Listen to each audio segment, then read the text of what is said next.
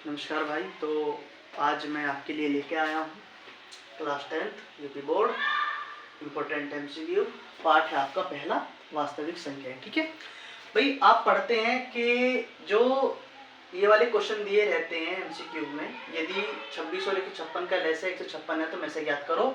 और आप इसमें ज्यादातर ये वाला फॉर्मूला लगाते हो कि दो संख्याओं गुणनफल बराबर एलसीएम गुणा एचसीएफ, जो कि बिल्कुल ठीक है, परफेक्ट है एकदम। लेकिन जब क्वेश्चन एक नंबर का हो तो आपको इस क्वेश्चन को इतनी वैल्यू नहीं देनी जितनी वैल्यू आप इसे दे देते हो, और इसमें आप अपना टाइम खर्च कर देते हो।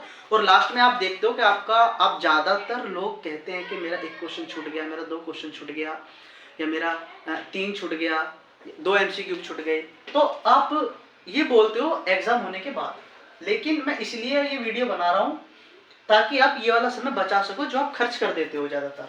देखिए, ये वाला क्वेश्चन पहले तो मैं आपको करवाऊंगा लॉन्ग तरीके से ही जैसे आप करते हो, फिर मैं आपको बताऊंगा उड़ा देने वाला तरीका। क्वेश्चन मुश्किल से मुश्किल 10 से 15 सेकंड या 5 सेकंड में आप इसे कर दोगे, वो मैं आपको दिखाऊंगा। जैसे देखिए भाई, यदि 26 और 156 का जो लैसे है वो 156 है तो मैसे याद कीजिए। ठीक है भैया, कर लेंगे।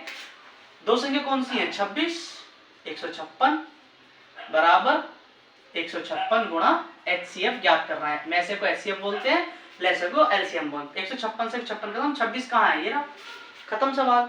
ठीक है, लेकिन यदि एक नंबर में ये क्वेश्चन आया है तो आप लोगों को इस क्वेश्चन को इतनी इज्जत देनी नहीं है, इतनी वैल्यू नहीं देनी है जितनी की आपने दे दी है इसे। ठीक है, मैं आपको बताऊं केवल बहुत छोटा तरीका, मुश्किल से मुश्किल 10-5 सेकंड का। जैसे देखिए भाई, आपको दे रखी है दो संख्या दे रखी है, लैसे दे रखा है, मैसे ज्ञात कर। 156 से 156 खत्म, 26 कहाँ है? ये रहा, खत्म सवाल। बस इतनी वैल्यू देनी है इसे।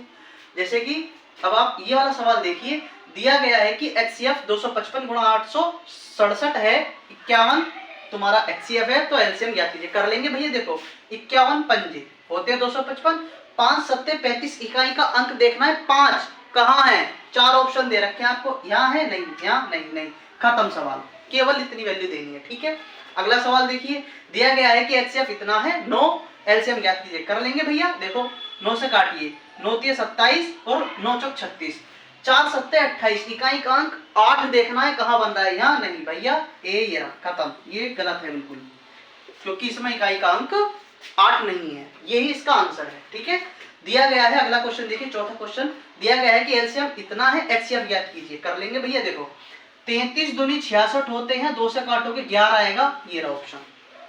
इतनी वैल्यू नहीं देनी है क्वेश्चन को जितनी आप वैल्यू दे देते हैं। भाई आप एक बात बताइए, आप इसे रफ कार्य पे तो करोगे, फेर पर तो करोगे नहीं, क्योंकि आपके सामने तो एमसीक्यू है, वो ओएमआर शीट दी होगी, तो आप तो केवल इन्हें भरेंगे।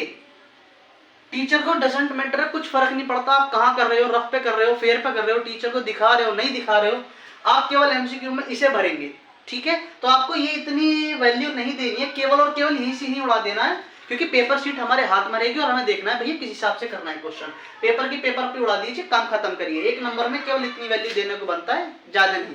ठीक है, केवल और केवल आपको इतना ही समय देना है, ज्यादा समय नहीं देना है। आप चाहेंगे तो आप इससे कर लेंगे, पर एक नंबर से ज्यादा थोड़ी ना दे देगा टीचर भैया, एक ही नंबर देंगे। लेकिन अगर ये 2 नंबर में सवाल आता है तो आपको इतना नंबर, इतना लॉन्ग मेथड करने को बनता है। फिर आप इतना ही लॉन्ग मेथड करेंगे, आप शॉर्ट करेंगे तो आपको 1 नंबर भी नहीं मिलेगा। अगर आपका 2 नंबर में आता है तो आप ऐसे कीजिए, जो 1-2 मिनट लगेंगे। लेकिन अगर एमसीक्यू में क्वेश्चन आता है, केवल इतनी वैल्यू देनी है, केवल इतनी वैल्यू।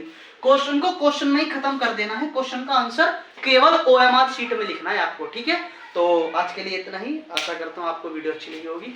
नमस्ते भाई।